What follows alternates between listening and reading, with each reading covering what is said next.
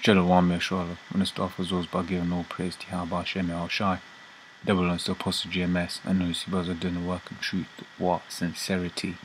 This one's going to be titled, How Much Controversy Can One Scripture Cause?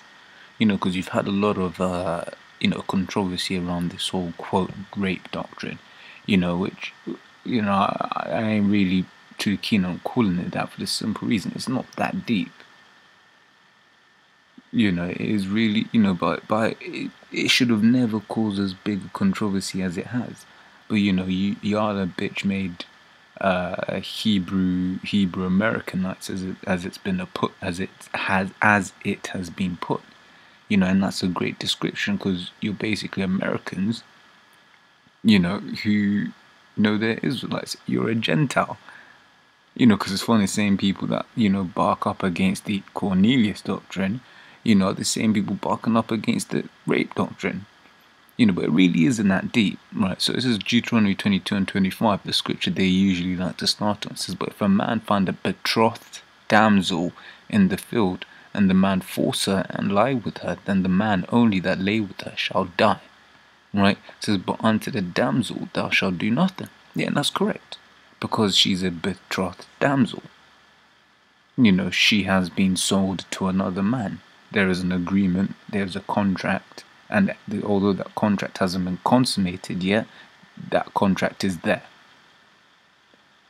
Right? And that's why that man has to be put to death, because he's committed adultery. That's another man's wife, although he's not consummated that marriage yet.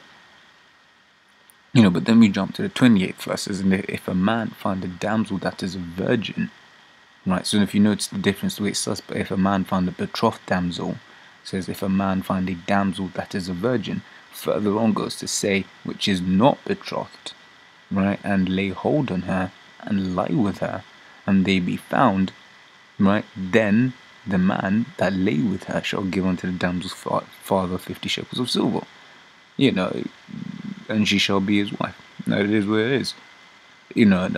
Apostle Gabar was doing one on the nastiness of the scriptures, and this is, in this day and age, one of the nasties of the scriptures, that you can rape a woman and she can't do anything about it but become your wife. In Western society, it's oh my gosh, oh my gosh, oh my gosh. But that's the thing, it's Western society, which is why I referred to them earlier on as Hebrew Americanites. Because these guys that have a problem with this, they're just American. They basically want to appease the feelings of the woman. But that's not Israel. In Corinthians says, the head of the man is Yahweh, and the head of the woman is the man. That's the order. Whatever we do, they gotta get down with it. Not the other way around, man. We shouldn't be trying to appease these women, right? Which is why Nate has a problem with this, because his woman's probably like, nigga, if you get down with that, I'ma leave your ass. And he probably scared because she's probably got some dirt on him in truth, right? Well, if you take a look at that word, lay hold. Right, it says to catch, handle, lay hold, take hold of, seize, wield. Right, now keep in mind this scripture here, to catch.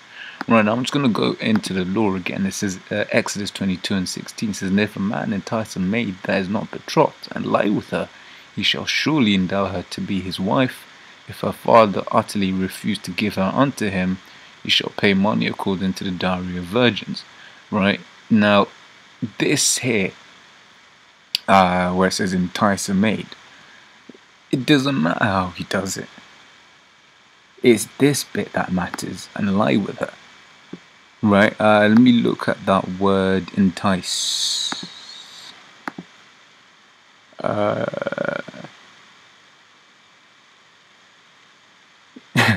Deceive, persuade, flatter, lure. Right, I mean, it really and truly doesn't matter how he does it. If he pops her, that's his woman. This is Judges 21 and 21 and C. Behold, if the daughters of Shiloh come out to dance in dances, then come ye out of the vineyards, and catch you every man his wife of the daughters of Shiloh, and go to the land of Benjamin. Right now, if I said to keep in mind this word here, catch, that's exactly what the remaining of the tribe of Benjamin had to go out and do. Otherwise, there'd be no, the whole nation of Benjamin, would have run out, because basically they had the heads of the other Israelite nations would basically said, yo, we already said, that we're not so like, I'm just looking for it.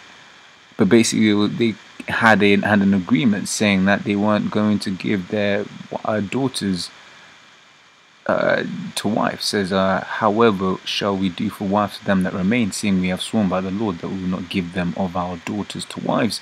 So basically they had to concoct a plan, and part of that plan was basically taking these women, laying a hold of these women, these virgins, right? And they became their wives. It's not that deep. I don't know if I've said this already, but in London, we've got a saying, which is, it's not that deep. And this one scripture has caused a lot of controversy. I'm pretty sure,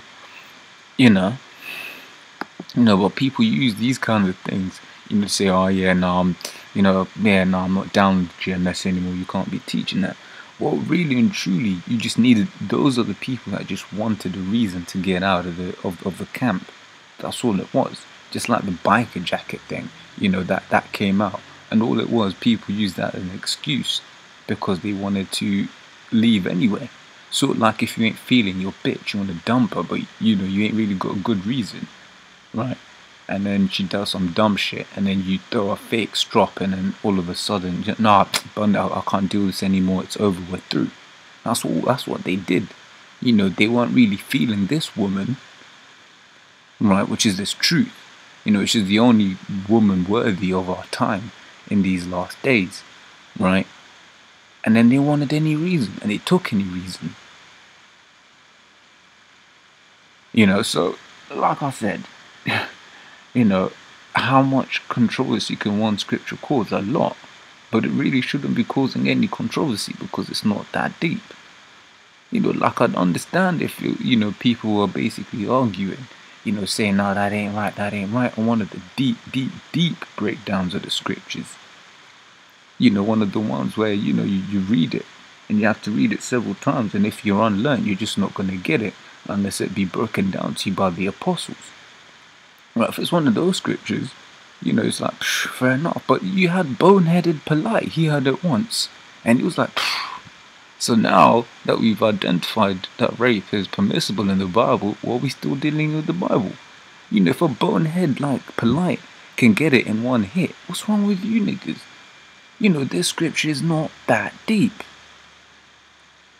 So to answer the question a lot, so I'm going to say shalom.